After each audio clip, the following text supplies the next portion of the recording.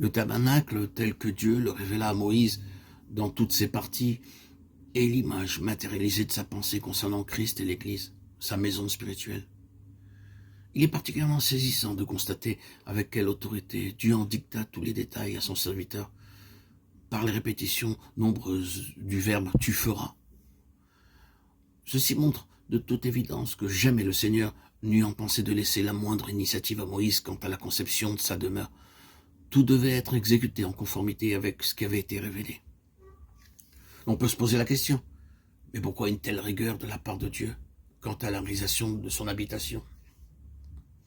La réponse est certainement dans ce fait que le tabernacle renfermait en lui-même et de façon cachée le grand secret éternel de Dieu touchant son fils et son épouse, et qu'il n'était pas permis à l'homme d'en changer un seul détail, car changer quoi que ce soit correspondrait à modifier quelque chose de la pensée de Dieu. Ainsi Dieu cachait ce qui était dans son cœur, sachant quel serait le temps où le mystère serait révélé. Ce qui avait été effectif quant à la rigueur dans la construction de son habitation ne le fut pas moins quant aux ordres de marche. Aussi le peuple n'allait pas où il voulait, mais il avait à observer les mouvements de la nuée. Si la nuée s'arrêtait sur le tabernacle, ils obéissaient au commandement de l'Éternel sur l'ordre de l'Éternel par Moïse. Nombre 9, 22, 23. Ainsi, Dieu était là et dirigeait la marche de son peuple. En considérant ce qui nous occupe, à savoir comment édifier l'Église suivant le plan, ceci doit nous amener à considérer la place que doit occuper Christ et le Saint-Esprit en nous et dans l'Église. La marche et la conduite par le Saint-Esprit sont en fonction de la place que possède le Seigneur en nous. Le Saint-Esprit conduit et gouverne sur la base de l'absolue seigneurie de Christ. Il ne nous suivra jamais dans nos initiatives, mais nous laissera agir et ne marchera pas à nos côtés. La vie ne nous sera pas accordée et ne nous communiquera aucune puissance, ni intelligence et sagesse. Dieu se tiendra toujours en dehors de ce que nous faisons. Le Seigneur désire avoir toute liberté de nous conduire. C'est sa joie de nous apprendre.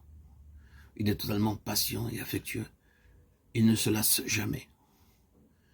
Être conduit constitue la 5e loi. Elle implique la mise de côté de notre vie propre et notre volonté crucifiée à la voie de notre raison, de nos intérêts, de nos ambitions, pour ne consulter que celle du Seigneur.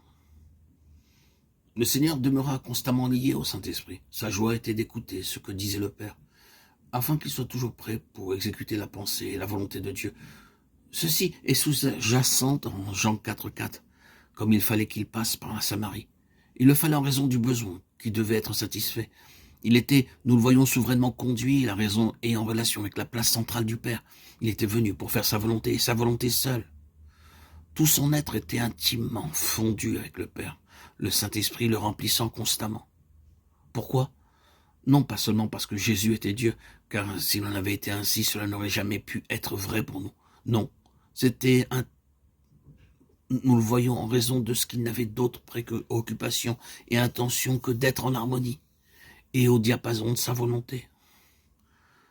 La conduite en ce qui nous concerne repose sur le même principe. Vouloir ce qu'il veut. Pour que notre volonté ne fasse pas obstacle à la sienne, mais qu'elle soit dans la sienne. En d'autres termes, notre volonté doit être livrée au Saint-Esprit, afin que ce soit lui qui l'utilise et non plus nous pour nos propres fins. Et cela nécessite l'entière donation de l'être tout entier, mu par la joie de lui obéir.